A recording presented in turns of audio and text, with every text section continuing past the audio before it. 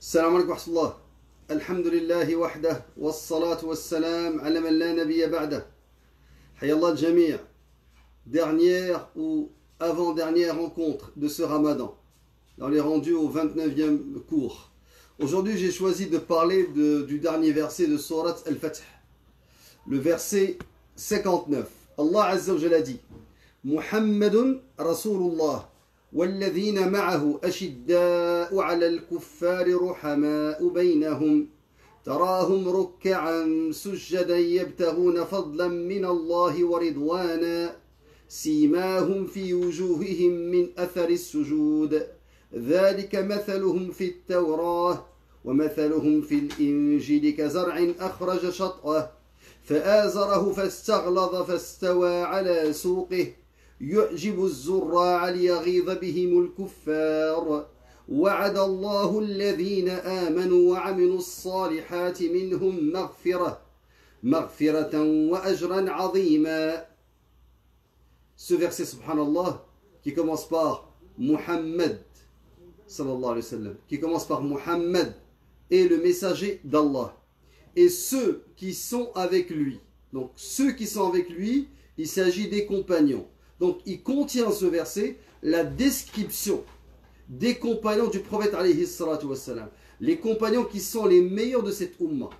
Et je vous dirais que si vous voulez comprendre l'islam tel qu'il a été révélé au prophète sallallahu alayhi wa sallam, vous devez commencer par le Coran et le comprendre de la même manière que l'a transmis le prophète alayhi salatu wassalam, et le comprendre de la même manière que l'ont assimilé les compagnons. Donc, dans ce verset, nous avons la description de ces compagnons que nous devons prendre pour modèle. Allah Azza wa Jalla dit: Muhammad est le messager d'Allah. Muhammadun Rasulullah, mubtada wa khabar. Et ceux qui sont avec lui sont durs avec les mécréants, miséricordieux entre eux. Regardez la Ummah aujourd'hui. Vous allez trouver que les gens sont soumis avec les mécréants, ont la tête basse avec les mécréants, et sont durs entre eux. Pourquoi? Tout simplement parce que ils n'ont pas cette fierté, subhanallah. Ils ne sont pas fiers de ce qu'ils sont. Donc ils sont humiliés. Les compagnons étaient pauvres. Les compagnons étaient nu-pieds. Les compagnons n'avaient pas de moyens de transport. À l'époque, c'était des bêtes de somme, des dromadaires, marchaient pieds nus. Certains marchaient sur le sol rocailleux, subhanallah, se blessaient. Les pieds étaient pauvres, vivaient sur les dattes. Aïcha radiallahu anha a dit: Lam nashba' min at-tamr. On ne s'est pas rassasié des dattes jusqu'à ce que le Khaybar a été libéré. Et on a rapporté que le prophète, pendant 3 jours et 3 nuits, il n'allumait pas le feu chez lui. Donc, subhanallah, quand on voit que ces gens qui étaient pauvres avaient cette fierté, cela veut dire qu'il y avait quelque chose qui les distinguait. Ce quelque chose, c'est al-iman, la foi. Donc ici, Allah Azza wa Jalla dit: Muhammad est le messager d'Allah. Et ceux qui sont avec lui sont durs envers les mécréants, miséricordieux entre eux. وَمَنْ عَكَسَ الْآيَةِ. Celui qui devient miséricordieux avec ses ennemis et qui devient, subhanallah, dur avec ses propres frères, ne ressemble en aucun point, en aucun cas, à ses humbles compagnons. Donc, ensuite il a dit: tu les vois inclinés, prosternés, recherchant d'Allah grâce et agrément. Donc, tarahum rukka'an sujjadan, tarahum rukka'an sujjadan yabtaghuna fadlan min Allahi wa ridwana. Donc, la description, c'est une description d'action. On les voit inclinés, prosternés, donc fil ibada, en train d'adorer Allah Azza wa Jalla, recherchant d'Allah grâce et agrément. Donc ce qui les intéresse, c'est qu'Allah Azza wa Jal les agrée ce qu'ils font. Ce qui les intéresse, c'est c'est qu'ils obtiennent la grâce d'Allah Azza wa Jal. Muhammadun Rasulullah walladhina ma'ahu ashidda'u 'ala al-kuffar ruhama'u baynahum تراهم ركعا سجدا يبتغون فضلا من الله ورضوانا. Maintenant, toujours la description. On a commencé par une description, subhanallah, le moral. Ensuite, on va passer même au physique. Mais le moral, la première caractéristique qui a été citée pour ceux qui sont avec Muhammad sallallahu alayhi wa sallam, c'est ashidda'u ala al-kuffar. Premier subhanallah caractéristique. Awal wasf. Muhammad Rasulullah walladina ma'a. Première caractéristique, dur envers les mécréants. La deuxième, ruhama baynahum. Miséricordieux entre eux. Et regardez autour de vous, vous allez voir. Le musulman, quand il rentre dans une mosquée, il bombe le torse. Lorsqu'il parle avec un musulman, il parle avec dureté, avec arrogance des fois. Quand il parle avec l'autre, il est soumis, il baisse la tête. Je parle de ceux qui sont arrogants avec les croyants, ceux qui passent leur temps à les insulter. Dans la vraie vie, dans la vie de tous les jours, ils sont humiliés, subhanallah. Et ceux qui sont avec lui, durs envers les mécréants, miséricordieux entre eux, tu les vois inclinés, prosternés. Donc, ils n'ont pas été décrits comme des hommes d'affaires. Il y en avait des riches parmi eux. Ils n'ont pas été décrits comme des personnes qui excellaient, par exemple, par exemple, dans une profession, dans un métier. On ne l'a pas rapporté qu'ils ont érigé une civilisation matérielle. Mais la description est la portée sur leur relation avec leur ennemi et leur relation avec leurs frères. Ensuite, tu les vois inclinés, prosternés, l'ibada, recherchant l'argent, recherchant la gloire, recherchant le pouvoir, non, recherchant d'Allah, grâce et agrément. Leurs visages sont marqués par la trace laissée par la prosternation. En fait, c'est ce que je voulais, c'est pour ça que j'ai choisi entre autres ce verset-là, c'est que simahum fi wujuhihim min athari sujud. Hamidullah, rahmatullah alayhi, quand il a traduit cela, il a traduit le sens de ce verset par simahum. Donc leur visage, fi wujuhihim min athari sujud. Donc leurs visages sont marqués, c'est-à-dire qu'il y avait des marques sur leur visage qui sont laissées par la trace de la prosternation. Que disent Ahl al-Ilm fi simahum? Alors, Ibn Kathir, même Tabari, moi j'ai choisi Ibn Kathir, c'est à peu près similaire. L'imam Ibn Kathir l'a dit, قال علي بن أبي طلحة قال ابن عباس عن ابن عباس سيماهم في وجوههم قال السمت الحسن. Donc, السمت الحسن, c'est, subhanallah, la bonne apparence. Et non pas comme ça a été traduit par la trace de la prière. La bonne apparence. Mujahid a dit, وغير واحد, يعني الخشوع والتواضع. Sans affectation. Ils sont humbles, ils sont modestes. Donc on voit la piété sur eux. Et non pas cette trace, comme ça a été traduit par Hamidullah, qu'Allah lui pardonne. قال ابن أبي حاتم حدثنا. Donc je vais raccourcir la chaîne de narration. Donc عن منصور عن مجاهد, ce qu'a dit Mujahid, سيماهم في وجوههم من أثر السجود. Donc la marque laissée sur leur visage par قال تعالى سيماهم في وجوههم من أثر السجود. Donc ici la trace laissée sur leur visage par la prosternation. قال يعني الخشوع. Le khushu', c'est cette... en arabe, le khushu' veut dire la concentration dans la prière. Mais en fait, c'est au-delà de la concentration, parce que c'est pas seulement dans la prière. Le khushu', c'est cette sérénité. Le fait qu'ils soient sereins, modestes. On voit la piété sur leur visage. Alors, il a dit, al-khushu' ma kuntu arah illa hadha al-athar fi al-wajh. Donc, Mujahid, il a dit al-khushu' et c'est cette trace laissée sur le visage. Mais là, il ne parle pas de la trace qu'on pense, cette peau qui devient rugueuse par le frottement du front ou par le fait qu'on pose le front et le nez sur le sol.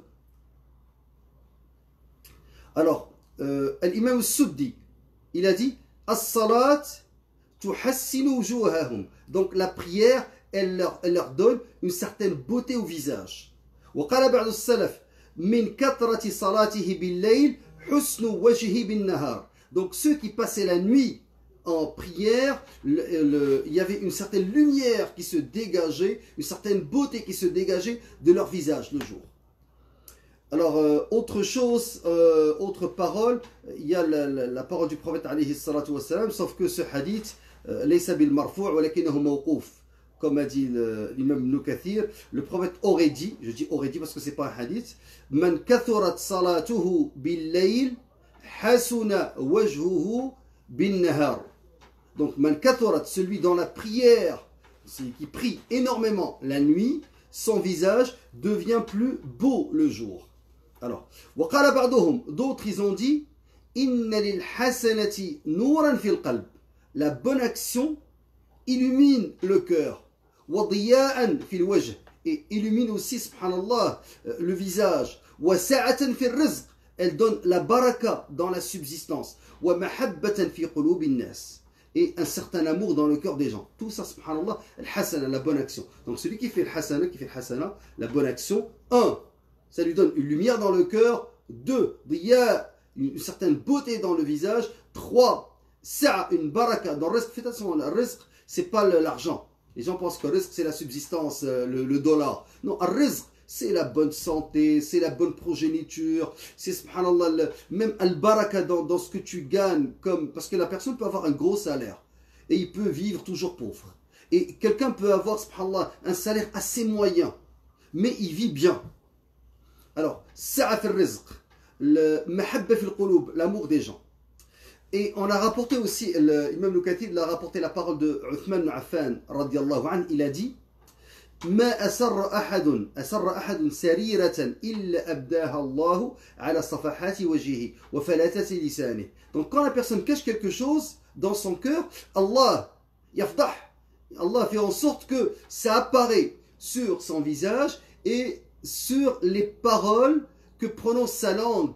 Alors, de certaine manière, il ne peut pas trop cacher son jeu, parce que finalement, ça va apparaître. Alors, ça c'est grosso modo, je voulais juste attirer votre attention sur ce point que on comprend d'habitude, comme ça a été traduit dans l'essence du Coran, le qawluhu ta'ala simahum fi wujuhihim min athari sujud. Donc, leurs visages sont marqués par la trace laissée par la prosternation. Alors, prosternation, ce n'est pas la trace de la peau rugueuse, mais plutôt, parce que c'est plutôt cette beauté, cette lumière qui jaillit sur le visage et qui vient du cœur. Elle vient du cœur parce que la personne, certains ont dit, subhanallah, juste pour être aussi juste, certains ont dit, c'est qu'ils passent la nuit en prière et ils ont le teint blême, alors jaunâtre, parce qu'ils sont fatigués par la prière de la nuit. Ils ne dorment pas assez. Ça aussi, ça a été rapporté. Maintenant, toujours avec ce dernier verset de Surat Al-Fath, le verset 59. Donc, Muhammad est le messager d'Allah, et ceux qui sont avec lui sont durs envers les mécréants, miséricordieux entre eux. Tu les vois inclinés, prosternés, recherchant d'Allah grâce et agrément. Leurs visages sont marqués par la trace laissée par la prosternation. Telle est leur image dans la Torah. Donc, ça, c'est leur image dans la Torah. Et l'image et l'image que l'on donne d'eux, dans l'évangile est celle du semence. L'imam Qurtubi a dit, soit on s'arrête, et la deuxième partie de la description, elle concerne seulement l'Injil, l'évangile, soit c'est les deux. Il y a deux manières de lire le verset. Donc, pour l'imam Qurtubi. Maintenant, revenons à cette deuxième partie de la description. Alors, il a dit, et l'image que l'on donne d'eux dans le Taurat, ensuite l'image que l'on donne d'eux dans l'évangile est celle d'une semence qui sort sa pousse, puis se raffermit, s'épaissit et ensuite se dresse sur sa tige à l'émerveillement des semeurs. Alors faites attention ici, ceux qui lisent le français n'ont pas de difficulté à comprendre le sens, mais ceux qui lisent l'arabe, quand ils vont lire ils vont avoir du mal à le comprendre s'ils ne reviennent pas à tafsir. Mais pour le français, la traduction des sens, c'est et l'image que l'on donne d'eux dans l'évangile est celle d'une semence qui sort sa pousse, puis se raffermit, s'épaissit, et ensuite se dresse sur sa tige fière, elle n'est pas, subhanallah, à l'émerveillement des semeurs, donc à l'émerveillement des semeurs. Allah par eux, par ses compagnons, remplit de dépit les mécréants. لِيَغِيظَ بِهِمُ الْكُفَّارِ. Donc quand il les voit ensemble, ils voient Sahaba Rasul alayhi salatu wa salam, cela remplit leur cœur de dépit. لِيَغِيظَ بِهِمُ الْكُفَّارِ. Ce verset, subhanallah, l'Ahl-Ilm, quand ils l'ont expliqué, ils ont dit que, entre autres, l'imam Malik, prenons l'exemple de l'imam Malik. L'imam Malik, il a dit, c'est la preuve que ceux qui détestent les compagnons ou qui les insultent, ceux qui détestent, c'est la preuve qu'ils sont mécréants. Et il a jugé Shia, al-Rawafid, comme étant mécréant, l'imam Malik, à partir de ce verset. Alors, il y a plusieurs savants qui, l'imam Nukatil, il rapporte cela dans le tafsir. Alors, ils ont dit, parce que ce verset-là, Allah, dans ce verset, il dit que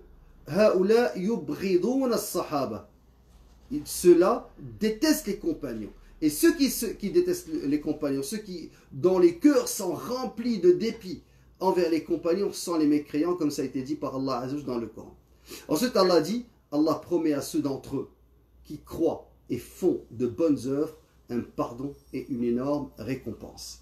Donc, subhanallah, ça c'est une description des compagnons. Si vous voulez avoir une description des compagnons, revenez au verset 59 de Surat Al-Fath. Muhammad est le messager d'Allah, et là ça commence.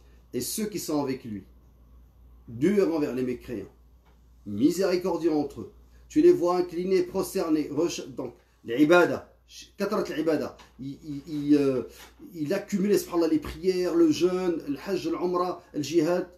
4. Il recherchant la grâce et l'agrément d'Allah. Donc, sidq wal ikhlas. Tout ce qu'ils font, c'est pour Allah. C'est pour ça que les Sahaba, ils étaient peu nombreux. Mais barakallahu fihim. Et regardez comment l'islam s'est propagé. Les premiers temps, l'islam s'est propagé, et puis 2 empires ont été battus. Les Perses et les Byzantins, Rome. Donc, imaginez, subhanallah, comment Allah Azza wa Jal baraka fi tilka thulla al-qalila. Comment Allah a donné la baraka à ce petit groupe.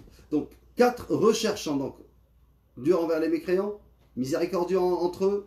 Ensuite, inclinés, prosternés, c'est comme ça que tu les vois. Tu les vois pas en train de fillahu, en train de perdre leur temps. Tu les vois pas seulement dans le tijara, dans le commerce. Ce que tu retiens d'eux, c'est qu'ils étaient toujours dans les prières, dans l'ibada. 4, ils recherchent l'agrément d'Allah. 5, maintenant, leurs visages sont marqués par l'inclinaison, la prosternation. Qu'est-ce qu'on veut dire ici marqué? Ça veut dire qu'on voit khushu'a. On voit, subhanallah, la modestie. Ils sont humbles, ils sont modestes, ils sont sereins. Donc, ça, c'est 5 caractéristiques physiques et morales. Ensuite, ils sont comparés. Il y a une métaphore ici, mathalum, donc une comparaison avec, subhanallah, une semence qui sort sa pousse et se raffermit, s'épaissit, ensuite se dresse sur sa tige, donc elle émerveille les autres. Quand ils passaient ensemble, les mécréants, quand ils les voyaient, subhanallah, ils voyaient des hommes. Et l'homme, il doit refléter, le musulman, quand il voit ce verset-là, il doit refléter le groupe, il doit refléter l'unité. Et demain, c'est peut-être l'Eid, ou après-demain, c'est l'Eid. Et parmi les choses que les savants, subhanallah, ont mis de l'avant, et qu'ils ont compris de la sunna du prophète, c'est que lorsque tu fais Salat l'Eid, tu changes le chemin. Pourquoi tu changes le chemin? Pour que les mécréants voient le nombre des musulmans. Et ceux qui ne les ont pas vus aller à la prière vont les voir, vont voir les groupes habillés en blanc, habillés dans ce qui est de plus beau, revenir de Musalla. Et c'est pour ça que la prière, elle ne se fait pas dans les mosquées, elle se fait en plein air. Et c'est pour cela qu'il faut faire sortir les femmes, les enfants, même ceux qui ne sont pas censés prier, qui ont une excuse valable parmi les femmes, elles sortent remplir parce qu'ils doivent voir subhanallah, ce nombre impressionnant. Et ça fait partie de da'wah. Il y a des gens qui vont se convertir juste en voyant cette unité, cette miséricorde, ils vont se convertir. Alors ceux subhanallah, qui reflètent toujours une mauvaise image, qui disent ah, les musulmans sont divisés, il y a beaucoup de problèmes internes. Subhanallah, comparez-vous, vous allez voir, au contraire, qu'il y a moins de problèmes internes qu'ailleurs. Et comparez-vous pour la question de l'unité. Et si vous dites que les musulmans ne font rien pour l'islam, moi je vous dis, la seule communauté à travers le monde, et je ne le dis pas parce que je suis musulman, je le dis en étant juste dans cette parole, la seule communauté dans le monde parmi lesquelles il y a des membres qui non seulement font du bénévolat, non seulement donnent l'argent, mais il y en a qui versent le sang pour la ilaha illallah, c'est cette communauté, c'est la seule à travers le monde. Là où tu vois, c'est vrai que tu vas trouver du bénévolat, des gens qui vont donner de leur temps, mais dans cette Ummah, il y a des gens qui donnent leur argent, tout leur argent, il y a des gens qui donnent même leur sang pour défendre les opprimés, pour défendre les principes, subhanallah. Donc Allah promet à ceux d'entre eux qui croient et font de bonnes œuvres un pardon et une énorme récompense. Qu'Allah Azza wa Jal fasse qu'on soit de ceux-là, de ceux qui mériteraient, qui vont mériter, subhanallah, ce pardon et cette récompense. Donc si demain est jour de Eid, ce qui est très très peu probable parce qu'il y a impossibilité de vision du croissant lunaire, donc ça va être aujourd'hui le dernier cours, mais probablement qu'il va y avoir un 30e cours pour cette série. Donc salam alaikum wa rahmatullah, n'oubliez pas de vos doigts, wa hayakum Allah, barakallahu fikum.